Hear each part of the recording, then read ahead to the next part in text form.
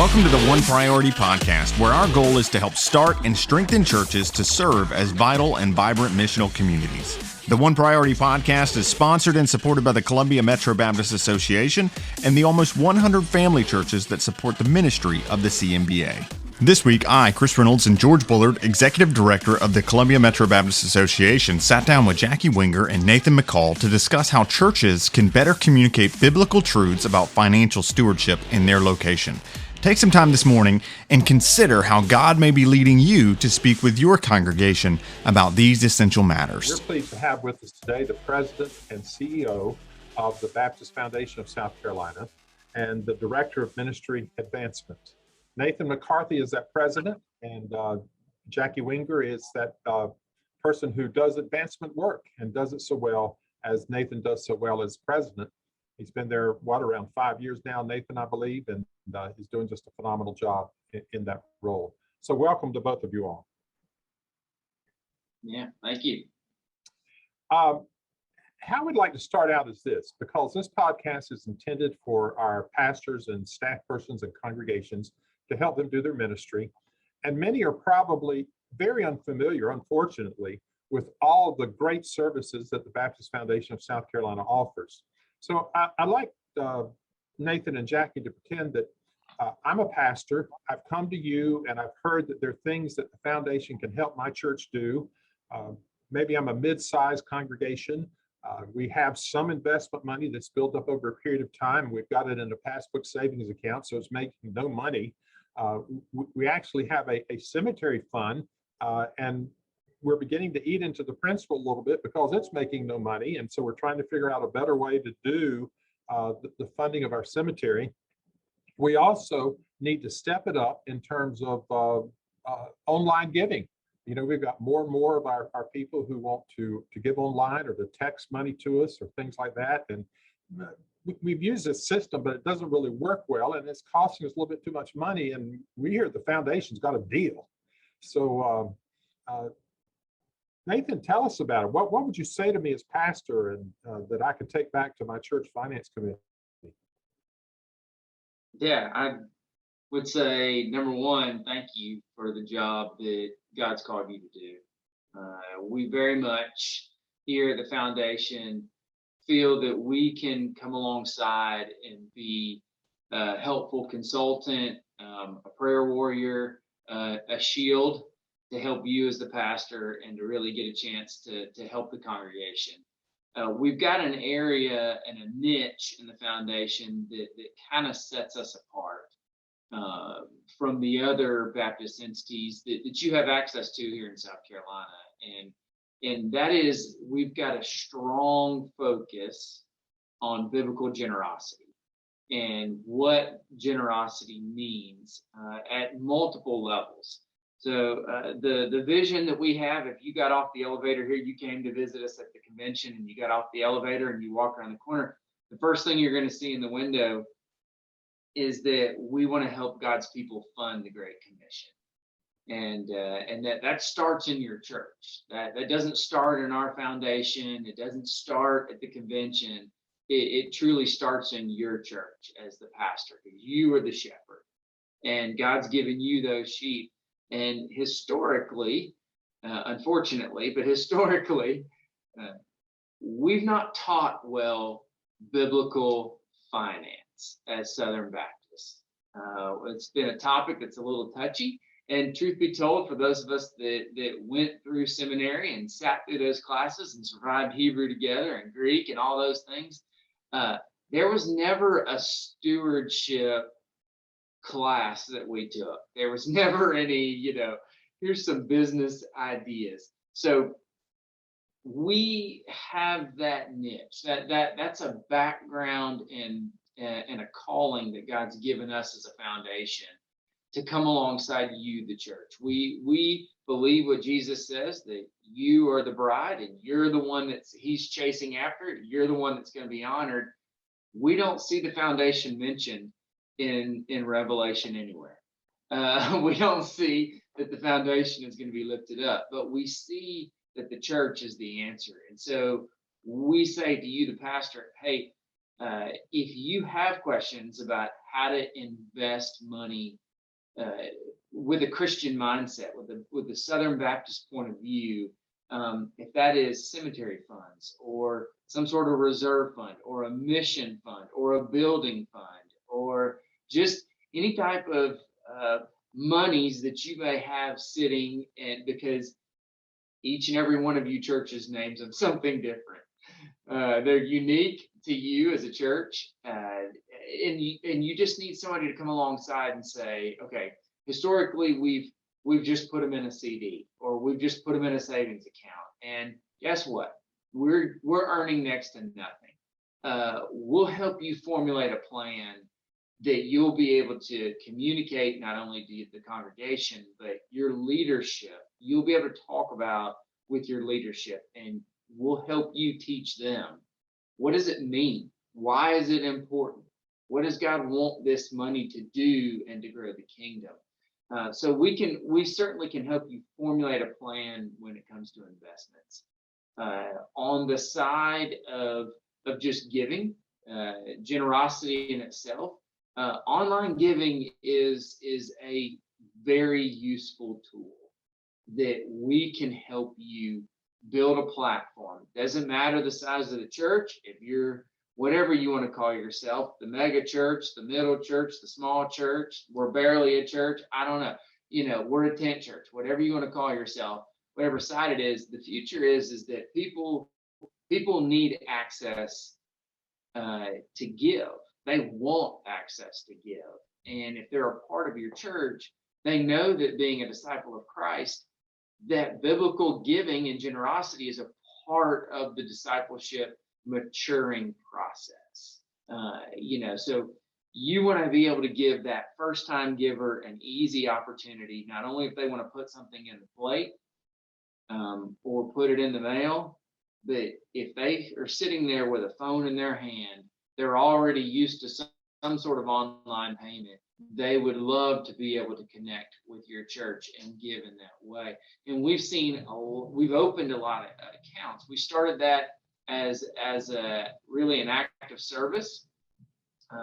We don't earn any money on that. We made a decision as a foundation to not charge fees except for what the card companies make us pass through. So there's no extra fee going to the foundation to do this. So that drives the actual cost for the church down to a very, very, very minimal amount. And we also offer to the giver who's going through the process, if they want to make the payment for the church, that the church doesn't even have to pay. The giver can give over what they were going to give, and that covers the cost. So it could be zero cost to you as a church, but it's got to be an option that's available. We have a platform to do that. Jacque and her team can easily help you in that process. It sets up a web page for you, and it makes it very accessible. So not only biblically looking at how money should be, could be, would be invested to help God's people fund the Great Commission, to help your church be to really have a prayerful say in where that missional money is going, but then also to help people from that online giving standpoint, setting that up with you. What we spend a lot of time doing with you as a pastor in a church is we want to come alongside you and be a helpful consultant. There are times where Jacque and I have gone into two separate churches, and the outcome that day is that there was no work done because both pastors that we sat down with, one said, the deacons are killing me, and I need somebody to pray with me. And I've spent a lunch literally writing down prayer requests, and we prayed over the things that pastor's dealing with. So, we don't get paid, just to say it up front, we don't get paid any more or any less if you work with us or not. This is not a sales process. It truly is being a brother and a sister in Christ and coming alongside you as the leader because you know what God's called your church to. But coming alongside you, we listen and say, hey, we don't know how to run your church. We're not going to tell you how to run it, but we can help you formulate a giving, a generosity plan where you can be the teacher of your sheep. You are the educator that God has charged, but it's impossible to sort through all the resources. So we're a filter, a Christian lens filter to help you say, how do I teach this? How do I do this? Chris, as a pastor, how do you respond to that? And what are your concerns when you think about working with your lay leadership about any of these agenda items that Nathan has brought up? Yeah, I guess my main question would be, how do I have this conversation in a practical manner? I mean, because money is such a sensitive topic to discuss. And I see the idea of tying it to the bigger vision, and to sort of, hey, this is what God is doing in the kingdom. But how can the Baptist Foundation really help on a local level in the individual church to kind of help guide that conversation among those leaders and among that larger church body? Well, I think first of all, you have to make it simple. A lot of your lay leaders have a lot of information that they're getting from a lot of different sources. So you have to simplify it and you have to focus it on the church. And I think that's one of the things that we do as far as our investments is we make it simple. It's about strategy. It's not about what the Dow's doing today. It's not about emotion, but it's about what's the purpose for your funds. Let's just talk about that. Why are you using it? What do you want to do with it? And then talk about simple strategies. Another thing is that we're an outside source that can come in and we can be that buffer between the leadership in the church and the lay leadership so that we can answer those questions and be an advocate for the church. And then when we're talking about generosity, so often we're just talking about investments. We say, do you know that church members can give through their IRA, those that have to take require minimum distribution? Did you know these are things that we can help to be able to answer those questions and to be that resource and provide those resources. Simplifying it for church members is just really a key to being able to help them to see what can be instead of focusing on what is today. Churches are very tuned in on a budget and they're not tuned in on vision. And so we start talking about vision and simplifying it what can be. That's good. That's good. What's the difference though? Why shouldn't I just go down and talk to my local bank? Why should I talk to the foundation rather than my local bank? Well, you can, and we'll let you, because you'll probably come back with more questions than you will answers. You will have been upcharged or upsold in a lot of different areas. And that's not to say it's wrong. They are a for-profit business. And that's what they're about. And that's, once again, that's not wrong. Nathan was one of them. I was one of them, yeah. As a firm Bible-believing, Jesus-loving Christian. I mean, so there's great people that work in banks and things like this, but we provide an opportunity where we're on your side of the table as a church. And we're open enough. One of the things I say, and I'll come back to what I was going to say, but one of the things we say pretty often as staff is God moves money when he wants to move money. When the man owns it all and he sees hearts being stirred, he moves money when he wants to move money. It's not anything special that we do. So there's no incentive for me to not be a brother or a sister in Christ the best that we can with you and come alongside and say, hey, church, here's the options that we know are available. Here's what we have. We're going to give you the best service that we possibly can. Are we perfect? No, we're not. We're flawed. We're humans. We occasionally make mistakes, but we strive to perform at a peak or a high level that is going to serve you as well or better, truthfully, than what you would have gotten from the local bank. We do have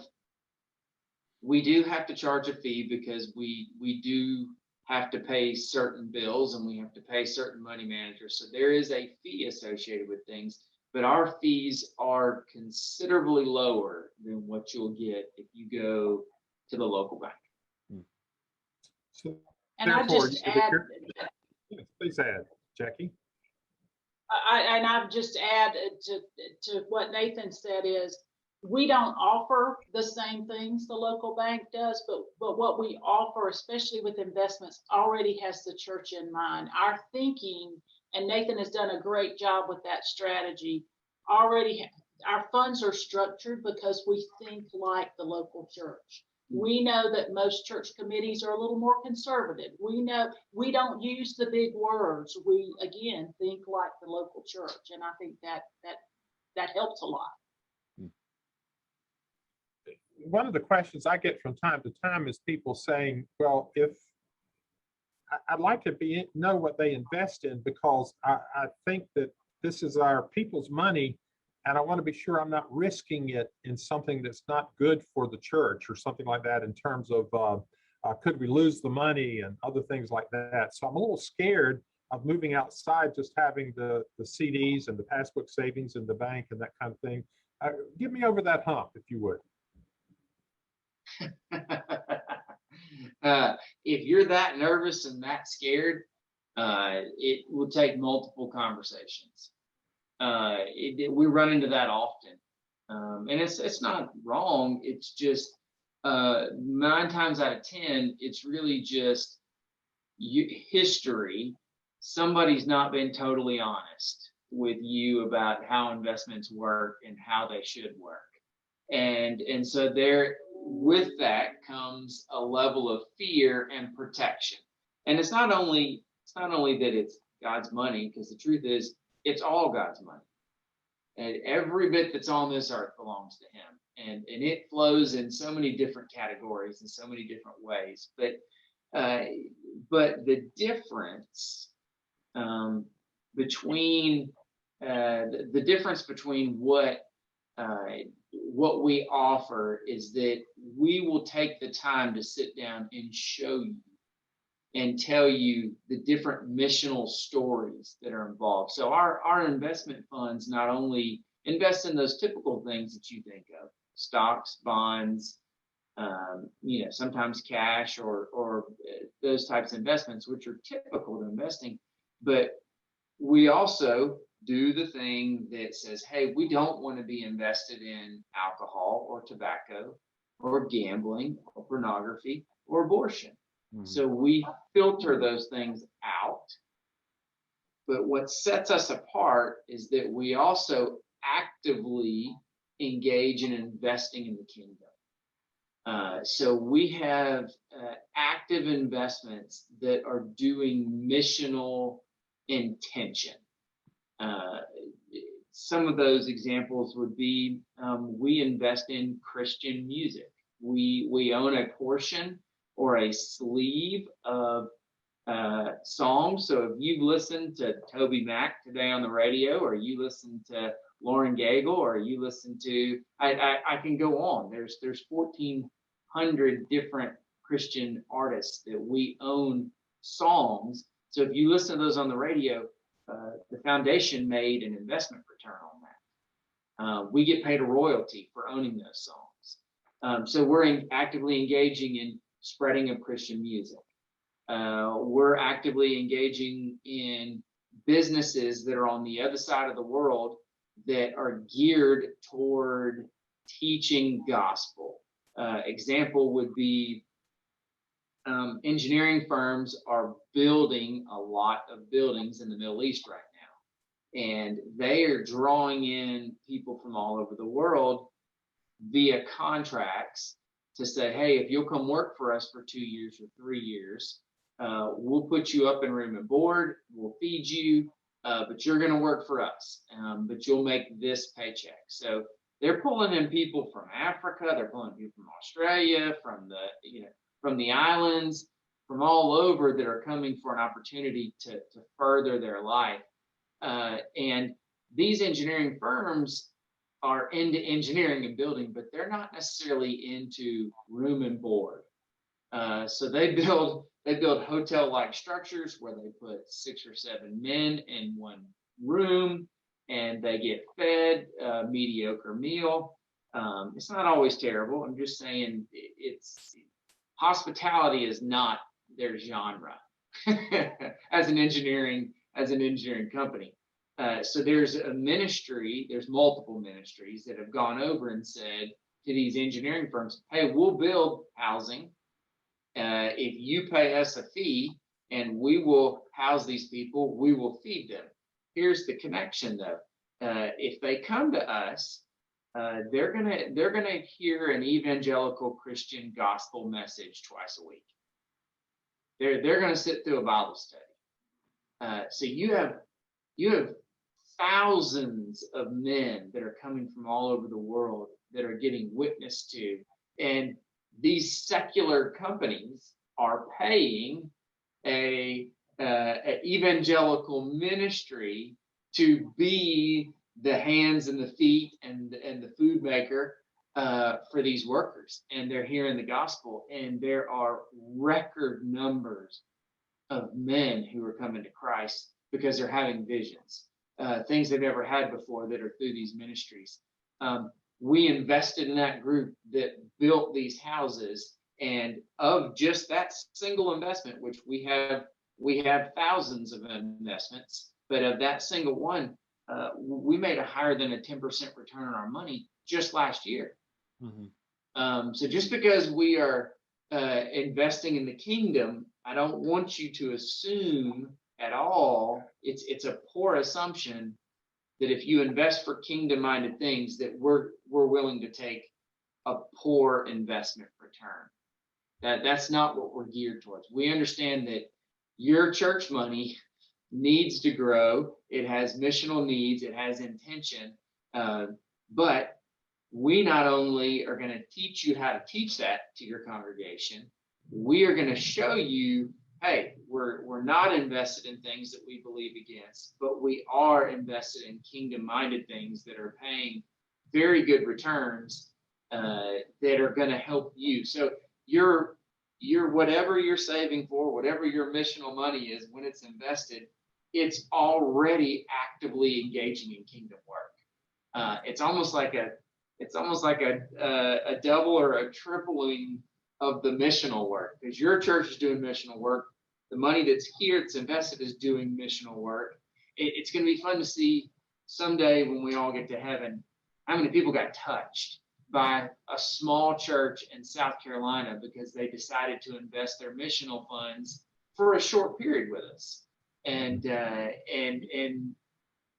let that pastor or that congregation and see the Lord say, see how your dollars here that were invested went on to touch these people and these people. We just don't know. It's such an incredible opportunity for us together. And that's really what sets us apart from when you go to the local bank. They don't offer stuff like this. Right. If a church is interested in pursuing sort of the investment account option, is there a minimum that's necessary, or those only for churches with large sums of extra cash to be able to put into stuff like that? No, there's no minimum. In fact, our biggest market is a small or a medium-sized church. Of course, we talk to a church about investments and when to invest and when not to invest. You know, we're not going to tell a church that, hey, you think you're going to get a bump in your money and your budget's tight, this isn't the time to invest. But many churches, small and medium churches, may have a few extra $1,000 that they want to put in something that they're saving for something. And we have short-term, medium-term, and long-term investments. So we talk to them about that, but there's no particular size. And there's no minimum requirement. Some want to start something and build on it. And so they can start with this as much as a small amount. I mean, some have even started in the hundreds of dollars. And then it's according to what they're investing for. But we don't have any minimums. Or maximums. Or maximum. Nothing like a true president. I like that. You know, we don't have a minimum. Go ahead. Go ahead, Jacque. We don't have a minimum number of accounts. In other words, sometimes a church might have 2 or 3 different strategies. And instead of putting it all in one spot, we might say, we'll have this for this and this for this. Sometimes they're thinking one, but we might say, hey, it might be better to have 3 because you're really, and then that way you can kind of monitor how things are going. You know, I have a lot of churches that say something like this to me. You know, George, one of our issues is that some of our senior adults are retiring and or then dying, and they were heavy contributors to the life of the church. And it really takes us 3 or 4 other families to make up the money that they were providing to the church. And part of it is sometimes it's younger families that are still working on their obedience to biblical tithing and other different things like that. But sometimes it's economic or whatever are the reasons there. But what can you do? Because I know you can do some things to help churches help those older members to leave a legacy that might make up some of that difference and help the church be more vital and vibrant in the long-term future. Well, first of all, we need to tell them. Most older members, many just have never, ever thought about it. So sometimes churches just have us come and speak to their senior adults, or we like to go even a little lower, especially people start thinking about their life and thinking about planning around the age of 60 when life change happens. Some think younger when they have children, but they really start thinking about their life and planning and what's my life all about. When you're 60, you get a lot of mail from a lot of places that say, have you remembered us in your will? And sometimes they do. The church never asks that. It's just something we don't think about in the church. And to think that we live in the richest time in history, in one of the richest countries in the world, why has God blessed us? And statistics tell us that we see a big number between 40 and 70 trillion dollars is going to be passed from this generation to the next. I'm passing it to Nathan's group. But anyway, he's going to get a lot of money, but there are lots of people that have never, and they don't want to think about it. So we have to start the conversations. And we can do it in a couple of ways. We sometimes talk to Sunday school classes or Sunday night or Wednesday night, or like I said, senior groups, or just have a legacy conversation, just to talk about why you need to plan for your family and have you considered the Lord's work and what's the vision. Of course, you've got to think about in your church, what in my church can I do with this money when it comes? So we also work with legacy teams within a church, or talk to a church about forming a generosity legacy team so that they can start thinking about having a plan. Because one of the things that happens with some senior adults is they go, oh my gosh, well, if I left the church money, what are they going to do with it? They're just going to fight and they're going to spend the money. And so have that plan and think about how this money is going to be used, who's going to manage it, and then start talking to people and getting excited about what they can do for the next generation, talking about their grandchildren and the future and what we can do to be able to teach them the principles of the Lord when we're gone. We've got to instill that in them while we're alive, but we have the opportunity to meet people in heaven 100 years from now that we never knew, but because we left something to the work of the church, they were able to hear about the Lord. So we need to tell them, And that's one of the things that we do with the foundation is help churches with all types of generosity, including legacy planning. And we provide a legacy planning service so that people can get Christian planning. Anybody can get Christian estate planning through the foundation. That's good. That's good. If anybody's interested that's listening in following up and getting more information, what's the best way to reach out to you guys? You can reach out to us by phone. You can reach out to us by email. I am more than happy to give you my direct cell phone. So that's 803-904-9582. Text, call, we answer. Jackie's phone up here. Do you want to call on your work phone or your cell phone? What do you want? We have them all. First of all, BaptistFoundationSC.org. Under the contacts, Nathan and I are there, and our work and our cell phones are there.